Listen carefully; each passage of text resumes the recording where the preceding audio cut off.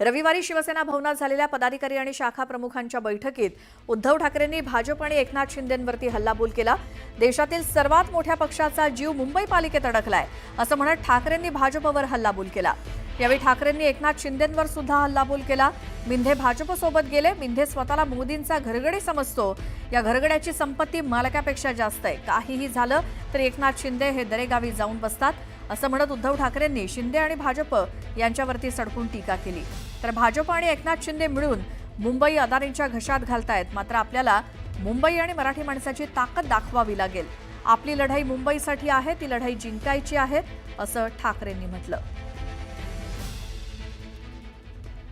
आमच्या प्रतिनिधी सुस्मिता भदाणे आपल्या सोबत आहेत। सुस्मिता, मुंबई महानगरपालिकेच्या दृष्टीने उद्धव ठाकरेंनी एक महत्त्वाची बैठक बोलावलेली होती शिवसेना भवनात, त्यात काय काय झालं? खरं तर मुंबई महानगरपालिकेच्या प्रभाग रचनेच्या सूचना निघाल्यानंतर सर्वच पक्षांनी राजकीय तयारी करायला सुरुवात केलेली आहे आणि तशाच पद्धतीच्या बैठका काल उद्धव ठाकरे यांनी शिवसेना भवनामध्ये घेतलेल्या होत्या। त्यामध्ये त्यांनी महत्त्वाच्या विषयांवरती लक्ष केंद्रित केलेलं आहे। ते म्हणजे एकनाथ शिंदे हे सत्तेत येण्यापूर्वी आपण जे करून दाखवलं ते लोकांना तुम्ही कसं शिंदेंनी घालवून दाखवलं हे स्पष्ट करा।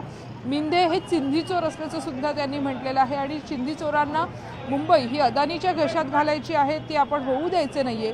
प्रबोधनकार ठाकरेंप्रमाणे मी सुद्धा मुंबई वाचवण्याच्या लढाईमध्ये सहभागी असणार असल्याचं सुद्धा उद्धव ठाकरे यांनी म्हटलेलं आहे।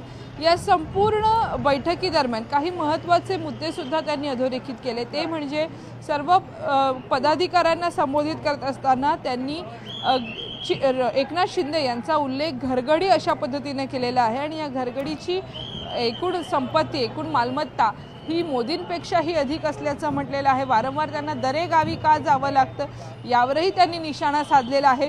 दुसरीकडे त्यांनी अनेक पदाधिकाऱ्यांना, कार्यकर्त्यांना, उपशाखा प्रमुख, शाखा प्रमुखांना टास्क दिलेला आहे। ते म्हणजे या निवडणुका सामोरे जात असताना प्रत्येकाने 300 घरांपर्यंत जाऊन स्वतः संपर्क साधायचा आहे। एकनाथ शिंदे यांच्यावरतीच केवळ उद्धव ठाकरे यांनी लक्ष केंद्रित केलेलं नाही, तर त्यांनी भाजप या पक्षावरती सुद्धा लक्ष केंद्रित केलेलं आहे। सर्वात मोठा राजकीय पक्ष म्हणवणारा भाजपाचा जीव मात्र मुंबई महानगरपालिकेवर आहे। मुंबई त्यांना काबीज करायची आहे आणि मुंबई ह्या 2 व्यापाऱ्यांना विकायची असल्याचं सुद्धा त्यांनी म्हटलेलं आहे आणि त्यामुळं ज्या पद्धतीनं मुंबई महानगरपालिकेच्या वातावरण निर्मितीला सुरुवात झालेली आहे त्या अनुषंगे या भेटी, बैठका आणि अशा पद्धतीनं थेट भाजप आणि एकनाथ शिंदेंच्या विरोधात दंड थोपटून उद्धव ठाकरे आणि त्यांची शिवसेना मैदानात उतरत असल्याचं सुद्धा आपल्याला पाहायला मिळणार आहे भविष्यामध्ये। सुस्मिता, या सगळ्या माहितीसाठी धन्यवाद।